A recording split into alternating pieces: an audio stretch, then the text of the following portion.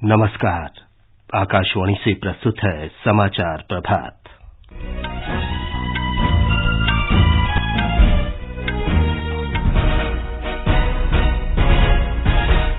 भारत आज वर्चुअल माध्यम से शंघाई सहयोग संगठन के शिखर सम्मेलन की मेजबानी करेगा।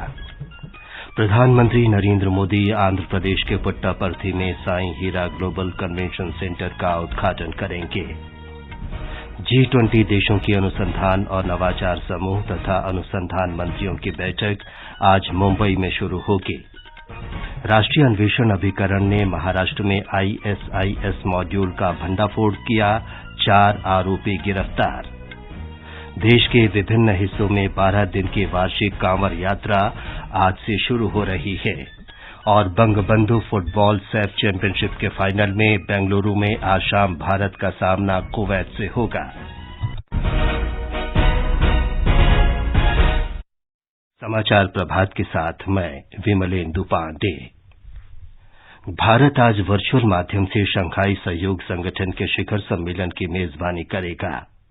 प्रधानमंत्री नरेंद्र मोदी शंघाई सहयोग संगठन परिषद के राष्ट्राध्यक्षों के शिखर सम्मेलन की अध्यक्षता करेंगे। एक रिपोर्ट। शंघाई सहयोग संगठन के सभी सदस्य देश चीन, रूस, कजाकिस्तान, किर्गिस्तान, पाकिस्तान, ताजिकिस्तान और उज्बेकिस्तान को इस शिखर सम्मेलन में भागीदारी करने के लिए आमंत्रित किया गया है। ईरान, बेलारूस और मंगोलिया को पर्यवेक्षक के रूप में आमंत्रित किया गया है। 2018 के SCO छिंगताओ शिखर सम्मेलन में प्रधानमंत्री द्वारा दिए गए संक्षिप्त रूप पर SCO सिक्योर की भारत की अध्यक्षता का विषय आधारित है। सिक्योर का अर्थ है सुरक्षा, आर्थिक विकास, संपर्क, एकजुटता, संप्रभुता और क्षेत्रीय अखंडता के प्रति सम्मान तथा पर्यावरण संरक्षण। स्टार्टअप तथा नवाचार, परंपरागत औषधि, डिजिटल समावेशन, युवा सशक्तिकरण तथा साझा बौद्ध विरासत को प्राथमिकता देकर भारत ने अपनी अध्यक्षता में सहयोग के नए स्तंभ स्थापित किए हैं। प्रधानमंत्री नरेंद्र मोदी की विचारधारा वसुधैव कुटुंबकम के अनुरूप भारत लोगों से लोगों के संपर्क को बढ़ाने पर बल दे रहा है। भूपेंद्र की रिपोर्ट के साथ समाचार कक्ष से विशाल शर्मा। प्रधानमंत्री नरेंद्र मोदी की अध्यक्षता में कल केंद्रीय मंत्रिपरिषद की बैठक हुई। ये बैठक नई दिल्ली के प्रगति मैदान में नवनिर्मित कन्वेंशन सेंटर में हुई। एक ट्वीट में श्री मोदी ने बैठक को सार्थक बताते हुए कहा कि इसमें विभिन्न नीति से जुड़े मुद्दों पर विचारों का आदान प्रदान हुआ। केंद्रीय मंत्री मीनाक्षी लेखी ने कहा कि बैठक में विजन 2047 सहित अन्य विषयों पर चर्चा हुई। मीटिंग में विजन 2047 डेवलपमेंटल एक्टिविटीज क्या होंगी, कैसे होंगी, क्या प्लानिंग है, देश को आगे ले जाने की क्या प्लानिंग है, इंफ्रास्ट्रक्चर डेवलपमेंट की क्या प्लानिंग है और साथ में जो अभी जो ट्रिप हुआ प्रधानमंत्री जी का उसकी क्या प्लानिंग है। प्रधानमंत्री नरेंद्र मोदी आज वीडियो कॉन्फ्रेंस के माध्यम से आंध्र प्रदेश के पुट्टापर्थी में साईं हीरा ग्लोबल कन्वेंशन सेंटर का उद्घाटन करेंगे। उद्घाटन समारोह में दुनिया भर के प्रमुख गणमान्य व्यक्ति उपस्थित रहेंगे। श्री सत्य साईं सेंट्रल ट्रस्ट ने पुट्टापर्थी के प्रशांति निलयम में नई सुविधा का निर्माण किया है। केंद्रीय गृह मंत्री अमित शाह आज मेहसाणा के निकट देश के पहले सहकारिता संचालित सैनिक स्कूल की आधारशिला वर्चुअल माध्यम से रखेंगे। इस अवसर पर गुजरात के मुख्यमंत्री भूपेंद्र पटेल भी उपस्थित रहेंगे। ये सैनिक स्कूल मेहसाणा शहर से 11 किलोमीटर दूर बोरियावी गांव में स्थापित किया जाएगा। इस स्कूल का निर्माण 75 करोड़ रुपए की लागत से कोऑपरेटिव दूध सागर डेयरी कर रहा है। ये समाचार आकाशवाणी से प्रसारित किए जा रहे हैं। ताजा समाचार जानने के लिए आप हमारे Twitter handle @AIR News Hindi को फॉलो कर सकते हैं।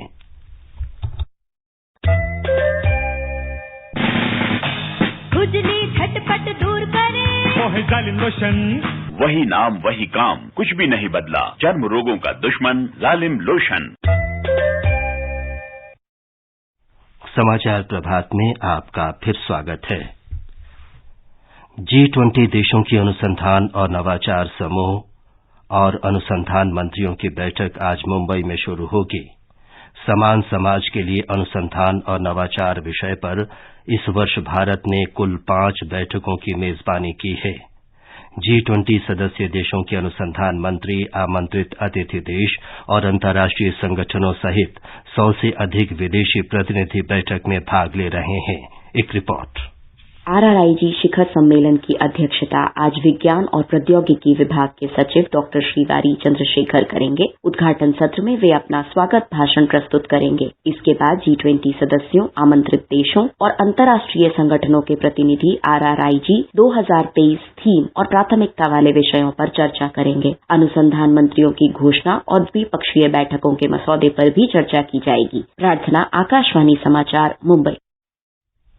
राष्ट्रीय अन्वेषण अभिकरण NIA ने महाराष्ट्र में आतंकी गतिविधियों को बढ़ावा दे रहे ISIS मॉड्यूल का भंडाफोड़ कर 4 आरोपियों को गिरफ्तार किया है।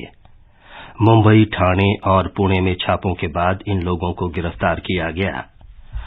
छापे के दौरान आरोपियों के घरों से इलेक्ट्रॉनिक गैजेट्स और ISIS से संबंधित कई दस्तावेज जब्त किए गए। प्रारंभिक जांच से पता चला है कि आतंकी गतिविधियों को बढ़ावा देने के लिए आरोपियों ने षड्यंत्र रचा था। राष्ट्रपति द्रौपदी मुर्मू प्रसिद्ध स्वतंत्रता सेनानी अल्लूरी सीतारामा राजू की 125वीं जयंती में भाग लेने के लिए आज हैदराबाद पहुंचेंगे। राष्ट्रपति सीतारामा राजू के चित्रों की प्रदर्शनी देखेंगी और आंध्र प्रदेश के भीमावरम में अल्लूरी सीतारामा राजू स्मृति वनम का उद्घाटन करेंगे।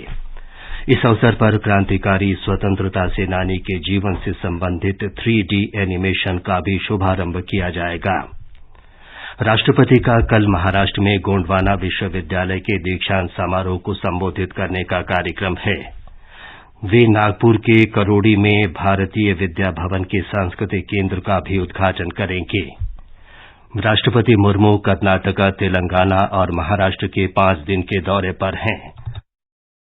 12 दिन की वार्षिक कांवड़ यात्रा आज से देश के विभिन्न हिस्सों में शुरू हो गई है।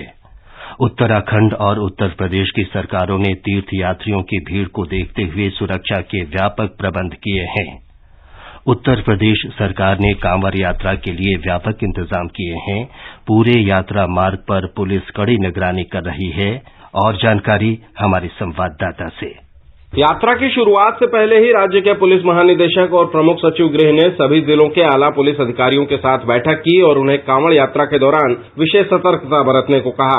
कई रास्तों को परिवर्तित किया गया है, जबकि कई को पूरी तरह से बंद कर दिया गया है। पुलिस ने बिहार और झारखंड से लगी सीमा वाले जिलों में अस्थायी पुलिस चौकी भी बनाई है। वाराणसी के साथ ही प्रयागराज, अयोध्या और सीतापुर जैसे जिलों में पुलिस को मंदिर प्रशासन के साथ मिलकर जरूरी इंतजाम करने को कहा गया है। मुख्यमंत्री योगी आदित्यनाथ ने अधिकारियों से कांवड़ यात्रा के रास्तों पर CCTV लगाने और गोताखोरों को भी तैनात करने को कहा है। उन्होंने कहा है कि कांवड़ ले जाने वाले भक्तों के लिए जो कैंप बनाए जाएं, उनसे यातायात में कोई असुविधा नहीं होनी चाहिए। सुशील चंद्र तिवारी, आकाशवाणी समाचार, लखनऊ।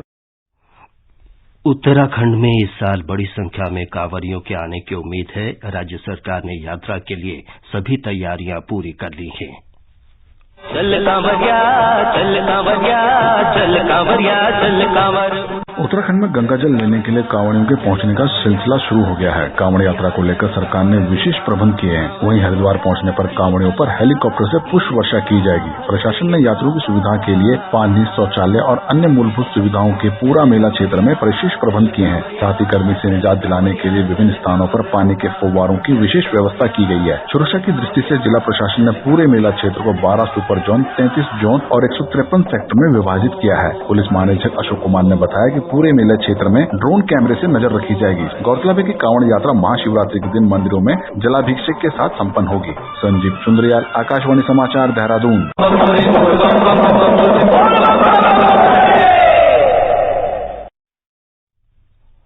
उत्तर प्रदेश के झांसी में 2 शोरूम में आग लगने के कारण 4 लोगों की मृत्यु हो गई और 7 लोग घायल हो गए। मरने वालों में शोरूम की सहायक प्रबंधक एक महिला है। इस दुर्घटना में अब भी कुछ लोग लापता बताए जा रहे हैं। झांसी के सिपरी बाजार क्षेत्र में कल शाम आग लगी और ये आग एक वाहन शोरूम, एक कोचिंग सेंटर तथा आसपास के क्षेत्रों में फैल गई। आग लगने की वजह का अभी पता नहीं चला है। कार्मिक लोक शिकायत विधि और न्याय पर संसद की स्थायी समिति ने समान नागरिक संहिता पर कल बैठक की। बैठक की अध्यक्षता राज्यसभा सांसद सुशील मोदी ने की। बैठक में 17 सदस्य उपस्थित थे। समिति ने संबंधित पक्षों से उनकी राय मांगी है। समान नागरिक संहिता में नागरिकों के लिए समान कानून बनाने और लागू करने का प्रस्ताव है। वर्तमान में विभिन्न समुदायों के व्यक्तिगत कानून उनके धार्मिक ग्रंथों द्वारा शासित होते हैं। विधि आयोग ने पिछले महीने की 14 तारीख को समान नागरिक संहिता के संबंध में लोगों और मान्यता प्राप्त धार्मिक संगठनों से राय मांगी थी। लोग 14 जुलाई तक अपने विचार भेज सकते हैं। भारत ने अब तक 6G तकनीक के लिए 200 से अधिक पेटेंट्स कराए हैं। संचार और सूचना प्रौद्योगिकी मंत्री अश्विनी वैष्णव ने भारत 6G अलायंस की शुरुआत के अवसर पर ये जानकारी दी। उन्होंने बताया कि भारत 6G अलायंस एक पेशेवर संगठन है जिसमें उद्योग और शिक्षण संस्थान केंद्र सरकार के साथ मिलकर काम करेंगे। केरल में मानसून की तेज वर्षा जारी है। मौसम विभाग ने राज्य भर में 2 दिन वर्षा होने का अनुमान व्यक्त किया है। आज इडुक्की और कन्नूर जिलों और कल कासरगोड जिले के लिए रेड अलर्ट जारी किया गया है। 10 जिलों में ऑरेंज अलर्ट और 2 जिलों में आज येलो अलर्ट जारी किया गया है। राज्य में राष्ट्रीय आपदा मोचन बल की 7 टीमें तैनात की गई हैं। एर्नाकुलम और अड़पुझा के सभी शिक्षण संस्थानों और कासरगोड जिले में सभी स्कूलों में अवकाश घोषित किया गया है। फुटबॉल की बंगबंधु सैफ चैंपियनशिप के फाइनल में आज भारत का सामना बेंगलुरु के श्रीकंठी रवा स्टेडियम में शाम 7:30 बजे कुवैत से होगा। सुनील छेत्री की नेतृत्व की टीम ब्लू टाइगर्स ने रविवार को सेमीफाइनल में लेबनान को कड़े मुकाबले में हराकर फाइनल में जगह बनाई। ये समाचार हमारी वेबसाइट newsonai.gov.in/hindi पर भी उपलब्ध हैं। और अब समाचार पत्रों की सुर्खियों के साथ हैं निखिल कुमार। धन्यवाद विमलेंदु। महाराष्ट्र में राष्ट्रवादी कांग्रेस पार्टी में वर्चस्व की लड़ाई अखबारों की बड़ी खबर है। नव भारत टाइम्स की टिप्पणी है, एनसीपी के लिए पवारों में वॉर। दोनों गुटों ने एक दूसरे के नेताओं को पद से हटाया।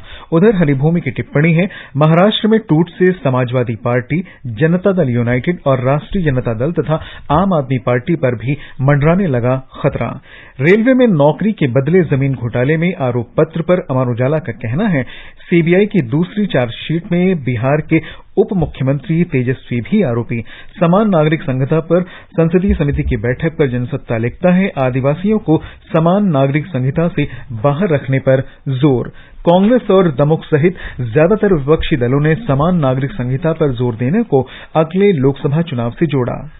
केंद्रीय मंत्रिपरिषद की 5 घंटे चली बैठक पर दैनिक भास्कर की सुर्खी है, प्रधानमंत्री ने दिए संकेत, सरकार से संगठन में भेजे जाएंगे कुछ मंत्री। राजस्थान पत्रिका ने प्रधानमंत्री नरेंद्र मोदी के हवाले से लिखा है, जनता के लिए खुले रखें दरवाजे, जीते दिल। नव भारत टाइम्स लिखता है, प्रधानमंत्री का मंत्रियों को निर्देश, 2024 तक कोई भी प्रोजेक्ट न हो लेट।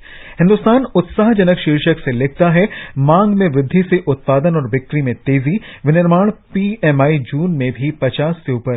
राजस्थान पत्रिका का कहना है, सेंसेक्स की रिकॉर्ड छलांग से 2 लाख करोड़ रुपए का फायदा, पहली बार 65,205 अंक के पार बंद हुआ सेंसेक्स। दैनिक भास्कर की सुर्खी है, महंगाई कम, रुपया मजबूत और तेल सस्ता, इन्हीं से बाजार है पावरफुल। जनसत्ता का शीर्षक है, दिल्ली मेरठ रैपिड रेल परियोजना आरआरटीएस में देरी पर सुप्रीम कोर्ट ने दिल्ली की केजरीवाल सरकार की कटु आलोचना की। अदालत ने कहा, सरकार के पास विज्ञापनों के लिए तो पैसा है, लेकिन रेल परियोजनाओं के लिए क्यों नहीं। अंत में मुख्य समाचार एक बार फिर। भारत आज वर्चुअल माध्यम से शंघाई सहयोग संगठन के शिखर सम्मेलन की मेजबानी करेगा। प्रधानमंत्री नरेंद्र मोदी आंध्र प्रदेश के पुट्टापर्थी में साईं हीरा ग्लोबल कन्वेंशन सेंटर का उद्घाटन करेंगे। G20 देशों के अनुसंधान और नवाचार समूह तथा अनुसंधान मंत्रियों की बैठक आज मुंबई में शुरू होगी। राष्ट्रीय अन्वेषण अभिकरण ने महाराष्ट्र में ISIS मॉड्यूल का भंडाफोड़ किया, 4 आरोपी गिरफ्तार। और देश के विभिन्न हिस्सों में 12 दिन की वार्षिक कांवड़ यात्रा आज से शुरू हो रही है। इसके साथ ही समाचार प्रभात का ये अंक समाप्त हुआ। नमस्कार।